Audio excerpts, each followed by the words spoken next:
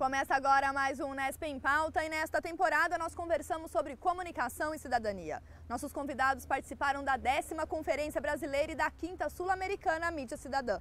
No programa de hoje nós conversamos com o professor da Universidade Federal do Paraná, Tony Vieira. Professor, muito obrigada por sua participação em um programa da TV Unesp. Que agradeço. Professor, dentro dessa grande dimensão de se trabalhar a comunicação e a cidadania, como que o trabalho que o senhor vem realizando na Federal do Paraná junto ao Núcleo de Comunicação e Educação Popular estabelece esse diálogo? São várias ações, né? Porque quando você trabalha a ideia de cidadania como algo que identifica, né, o trabalho de comunicação também e liga isso com a questão de produzir comunicação junto e para aqueles que normalmente não têm acesso aos meios de comunicação propriamente ditos. Então, por exemplo, no Núcleo de Comunicação e Educação Popular, a gente trabalha com escolas públicas, com ONGs, né, com entidades. A gente tem um trabalho muito importante hoje com as pessoas que estão em situação de rua em Curitiba. E a partir de um trabalho que a gente tem feito com eles, eles produzem um jornal mensal. E esse jornal é a forma de eles mostrarem para a sociedade que eles existem. Então, a partir por exemplo, né, a partir desse jornal, eles acabaram criando uma visibilidade pública maior, o que propiciou para eles um maior diálogo com a administração pública. E essa visibilidade fez com que eles adquirissem mais direitos, né, mais acesso a serviços, inclusive conquistando sede para a entidade, uma série de coisas, né? A liberdade de expressão seria, então, professor, um dos principais direitos a serem assegurados por meio dessa articulação entre comunicação e cidadania? Liberdade de expressão e do ponto de vista da cidadania, também a ideia de que nós educamos, ajudamos, né, as pessoas a se educarem para consumir os meios de comunicação de forma cidadã. Porque não adianta você simplesmente dar instrumentos, né, e oferecer tecnologia e condições para que as pessoas produzam seus meios de comunicação.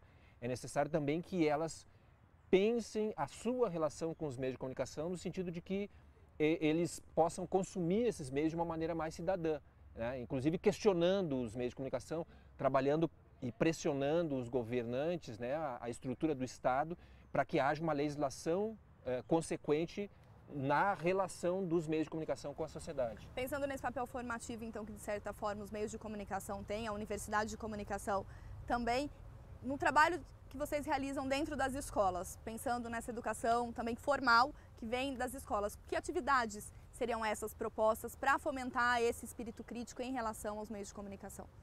Se trabalha muito em cima de demandas, né? Por exemplo, tem uma escola que tem um equipamento mínimo de rádio, então há um interesse de eles produzirem uma rádio escola. Dentro dessa perspectiva, a gente orienta, faz com que os alunos tomem para si essa tarefa e construam a programação, por exemplo, né? Fazendo uma série de atividades. Nós temos um trabalho numa escola que em Curitiba, que tem uma estrutura ligada a um local de moradia de pessoas com baixa renda, né? Talvez uma das favelas de Curitiba, vamos dizer assim. E os alunos, eles próprios criam as suas pautas. Eles têm uma rádio e é uma rádio que acaba sendo veiculada via web, porque não tem uma estrutura de alto-falantes dentro da escola. Quando ela está funcionando, às vezes quebra e aí não tem dinheiro para repor. Então eles fazem, do jeito que eles conseguem, eles veiculam o material.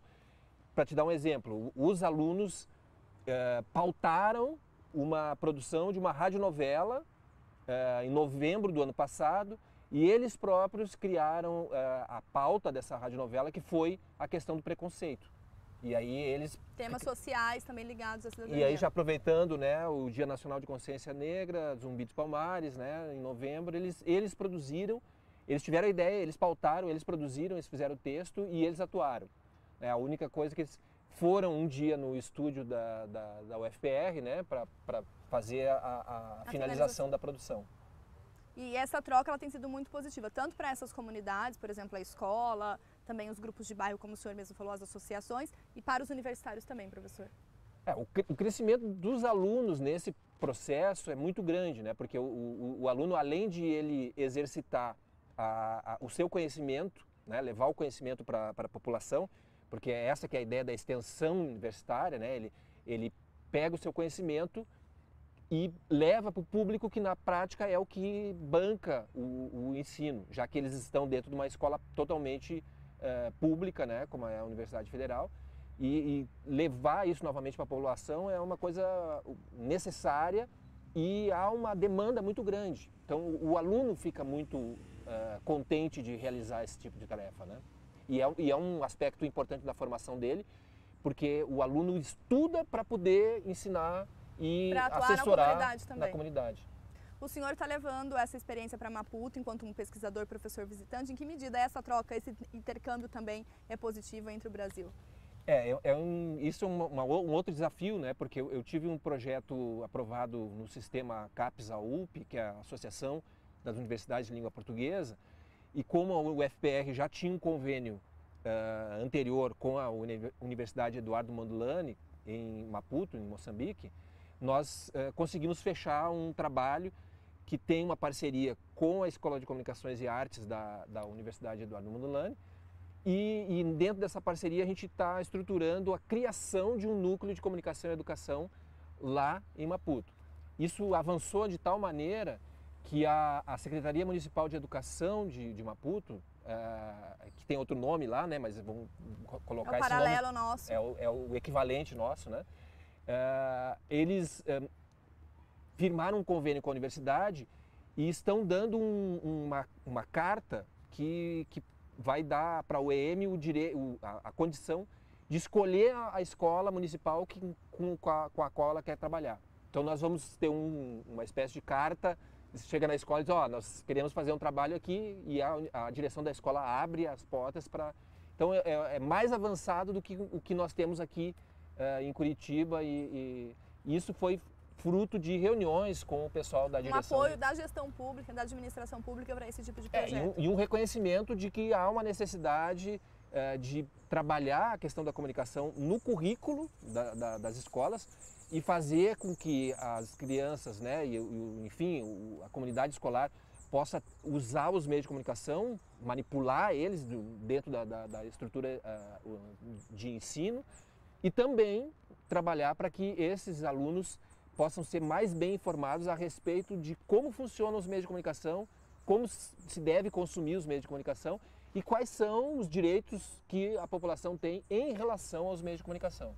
A gente falou bastante desse lado de como a sociedade pode se apropriar desses meios de comunicação e os produtores de conteúdo desses meios de comunicação.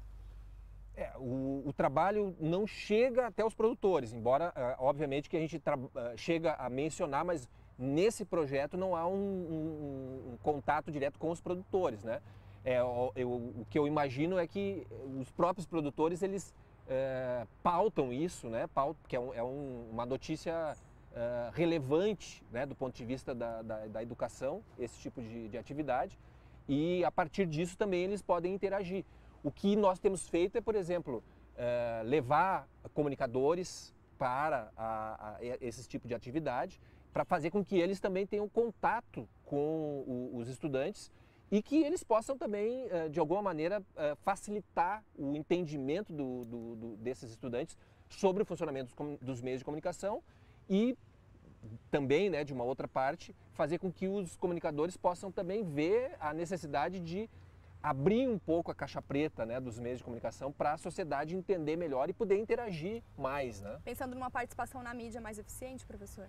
Pensando numa participação da mídia mais democrática, né, e mais aberta do ponto de vista não só da pauta, não só do entendimento do funcionamento, mas principalmente na relação empresa de comunicação, meio de comunicação, sociedade. Coisa que, no meu ponto de vista, hoje está completamente defasado, né? É uma lacuna para se garantir esse diálogo que nós falamos anteriormente, para promover essa questão dos direitos. É um incentivo para que os próprios meios de comunicação comecem a se dar conta de que há um hiato muito grande entre o público e o produtor, né? E isso é uma coisa a ser tratada, a ser mais bem pesquisada, e algo que é do interesse do veículo de comunicação porque esse distanciamento só vai gerar uma perda para a própria empresa. E é interesse do público também, professor, dessas comunidades com as quais o senhor tem trabalhado, de cada vez mais se apropriar desses meios de comunicação, de querer participar? Toda vez que a gente apresenta a proposta, há um interesse imediato, porque, primeiro, os alunos, né, das escolas, eles têm muita demanda por comunicação interna, né? A visibilidade deles, do texto deles, da produção deles num veículo, num material, é uma coisa que mobiliza e deixa a gente muito feliz, porque não é uma mobilização por si, é uma mobilização que vem acompanhada de um processo de trabalho e de contato e ampliação do entendimento a respeito de todo o processo de comunicação. Quer dizer, ele não apreende e não compreende somente a produção de um jornal, né? Ou de uma rádio, escola, ou qualquer coisa. Ele aprende a questão da própria comunicação humana e da importância da comunicação dentro da sociedade e da importância de uma relação mais cidadã entre a sociedade e os meios de comunicação. Então, essa abertura, né, é o que é o mais importante. E você pegar o ponto inicial do trabalho e algo próximo, né, da metade do trabalho, enfim, porque esse é um trabalho que não tem fim, né?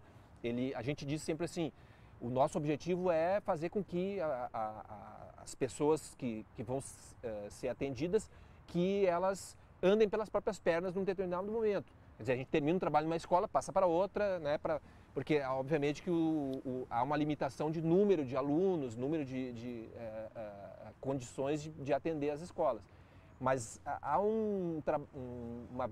a gente visualiza, né, um crescimento imediato e um passo muito bom assim, no que se refere ao conhecimento das pessoas sobre o funcionamento dos meios de comunicação. Professor Tony, eu gostaria de agradecer a sua participação em nosso programa e desejar sorte a esses projetos e atividades, tanto no Paraná quanto também em Moçambique. Eu que agradeço o espaço aqui e deixo aberto também a possibilidade das pessoas interagirem mais, né? O NCEP mesmo tem um site, né, que é o www.ncep.ufpr.br, onde vocês podem conhecer mais alguns trabalhos e entender um pouco melhor aí e fazer contatos, né, com a gente também. Muito obrigada, professor. O Unesp em Pauta fica por aqui. Acompanhe a discussão sobre comunicação e cidadania também em nosso site. Obrigada pela companhia e até a próxima.